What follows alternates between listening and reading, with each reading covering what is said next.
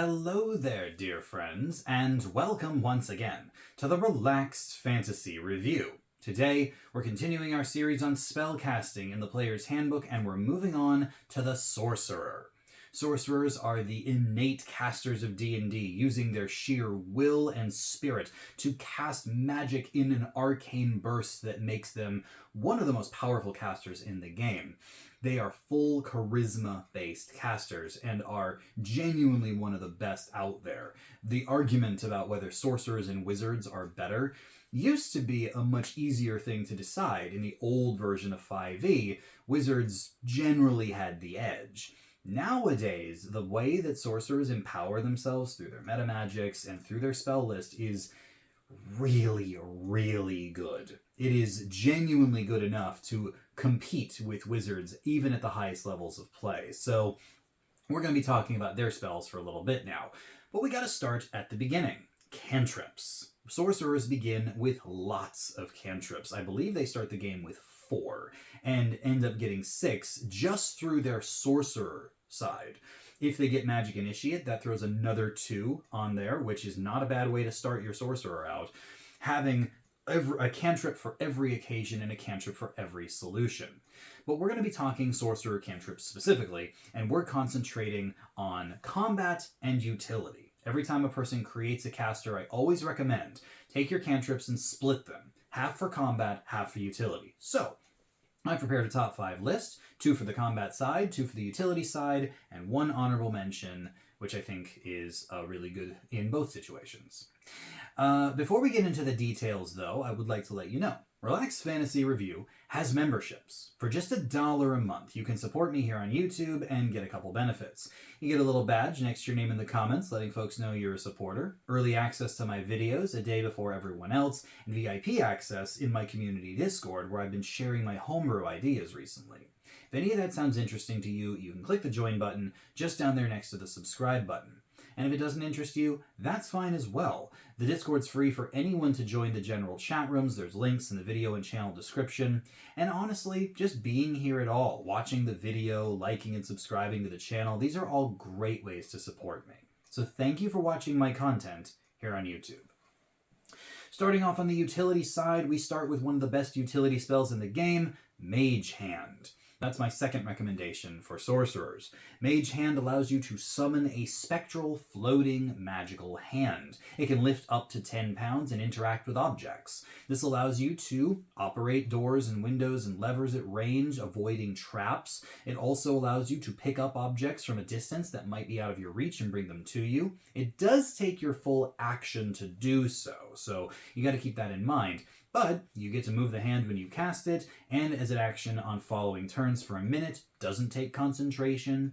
It's a shame the Mage Hand can't attack or do anything that would be considered an attack, but it's still a handy thing to have around, no pun intended, and I think that it is a phenomenal spell in most situations in the game, so I give it number 2 for utility.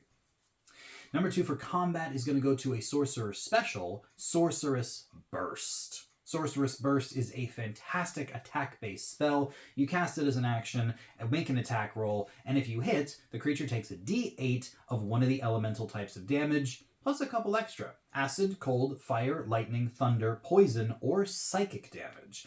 Meaning that no matter what enemy you're fighting, you're probably going to have a damage type that they don't resist. It allows you to really tactic up your damage types.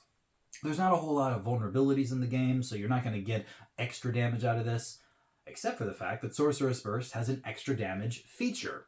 If you are rolling the d8, and if you roll an 8 on the d8, then you can add an extra d8 to the damage. This becomes even more powerful as you scale, because as you scale, the cantrip goes up in damage to 2d8, 3d8, and 4d8 at the appropriate levels 5, 11, and 17, giving you a better chance of rolling an 8. The more d8s you're rolling, the better your chance of getting a specific number.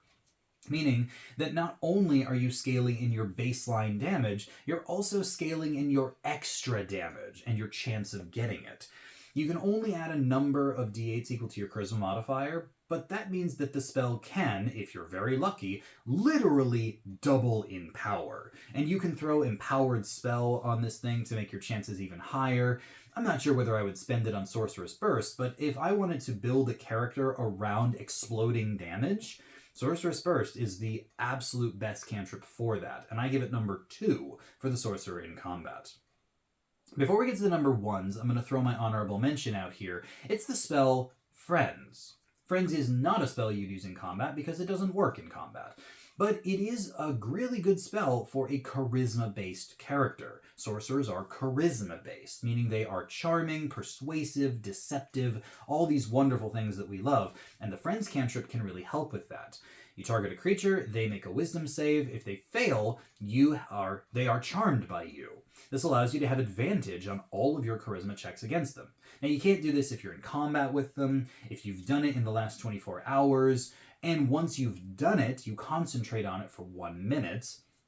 You can't attack, force saving throws, deal damage, do anything like that. It has to be pure social, no combat involved, no attacks, nothing. And at the end of the spell, the creature knows they were charmed by you, so they might get mad at you if they know that you've magically been manipulating them, but that is now up to the DM to decide, not up to you. Or not up to the spell, rather. So it does make sense that the DM might mean that people could get annoyed at you, but not immediately hostile, as the spell used to do in the old days. So I think that Friends is actually a pretty good spell in the situation where you absolutely need that clutch advantage on some sort of check. So I'm going to give it the honorable mention here as a charisma-based sorcerer. Moving on to the number 1s. My number 1 for utility goes to Minor Illusion, one of my favorite spells in the whole game. Minor Illusion is amazing. It allows you to create an image. The image can be of a 5-foot object, or an object that fits in a 5-foot cube, rather. It can also be a sound that you create. You create it just with a gesture. It doesn't have a vocal component, so you can do this quite stealthily. And it can be up to 30 feet from you, and it can be of anything. Now, the handy thing about Minor Illusion is that the images and sounds, unless a creature has a reason to suspect that this is an illusion, they'll probably think it's real. They can make investigation checks to figure it out, and if they try to touch the object that you've created, their hand will go right through it, making it appear as a hologram, like an illusion. But that's not instantaneous. That is not automatic. Once you get into this creating images thing, you can do a lot of shenanigans. Creating a box and hiding inside of it, Solid Snake style, perfectly works with Minor Illusion. It allows you to get inside to stealthy locations, and using Minor Illusion to hide is just fantastic. Distracting guards with a sound that is far away is very, very powerful. It is 100% useful in most adventuring situations, and I think it deserves the number 1 slot for the sorcerer, and honestly, for most casters who can take it, Minor Illusion is one of the best. Moving on to combat, the number 1 recommendation I have is, again, not a sorcerer special, but sorcerers can use it better than anyone. It's called Mind Sliver. Mind Sliver forces an intelligence saving throw, which is one of the best saves that you can target in the game. Most creatures have pretty bad intelligences. On top of that, it deals a little bit of psychic damage, 1d6, which also scales with cantrip levels, and then the creature has to subtract a d4 from their next saving throw. Why is this good for a sorcerer specifically? Because of Quicken Spell.